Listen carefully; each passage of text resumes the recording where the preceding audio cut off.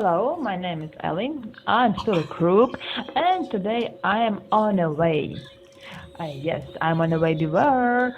The truth hides far, the justice hides even further, and I'm coming and I'm coming, and I will come and I will reach it. And while I'm on the way today, I want to share some tips and hints that I've learned through my uneasy experience. Today, I want to talk about how to avoid the stealing of your passport and your personal data in Canadian embassy. First of all, what has prompted me to make this video? Well, at first, this was the theme that I have discussed on a Canada Visa forum, and basically my experience there led me to expanding the conversation and bringing it here on YouTube. Well, I've promised myself like a zillion times, do not help people. Do not help, especially when they don't ask you to. But I still cannot. And there are two reasons for this. First, if I see a person making a mistake, the mistake that will bring him into trouble, I want to help and say stop. If there is some step that can be done to avoid you from being knee deep in crap, just listen to me and do that. And the other thing, it's being very personal now.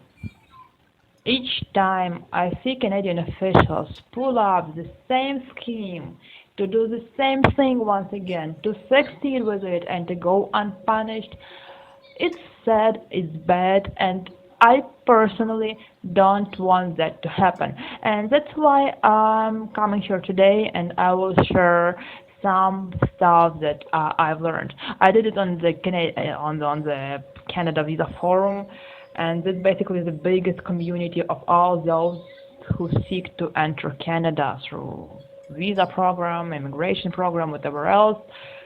And I've realized, well, that's the biggest community. Go there. I'm sorry to interrupt myself here or just take a look outside. Do you see that beauty? It's a magnificent three-engine plane, and I love them so much.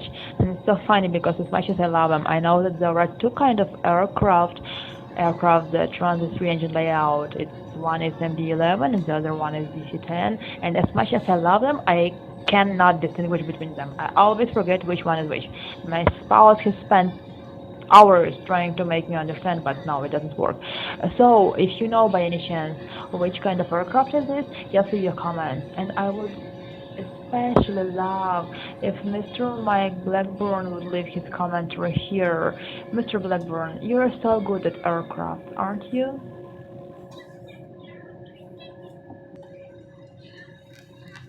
So, as I told you before, I've posted the theme on the Canada Visa Forum, the biggest community of those trying to enter Canada, just to warn people, just be cautious.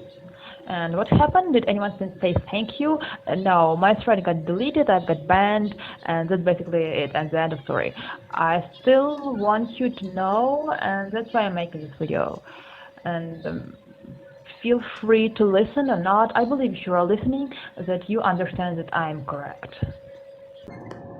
Okay, first of all, who is this recommendation for? First of all, it's for people who, when applying for status in Canada, can provide genuine documents, and these documents make these people eligible to enter Canada and obtain a status. Why you? Because you're in a group that runs extremely high risk. Why? The thing is that Canadian embassies around the world rarely receive supporting documents like yours, and data about people like you is precious value yourself. What happens? There are high chances that your personal data will get stolen in the embassy. Why? Because it will get sold later on to people who want to enter Canada but cannot receive the sufficient score, or to terrorists whose life history would never allow them to enter Canada legally. So your application gets denied, and those guys get into Canada instead of you.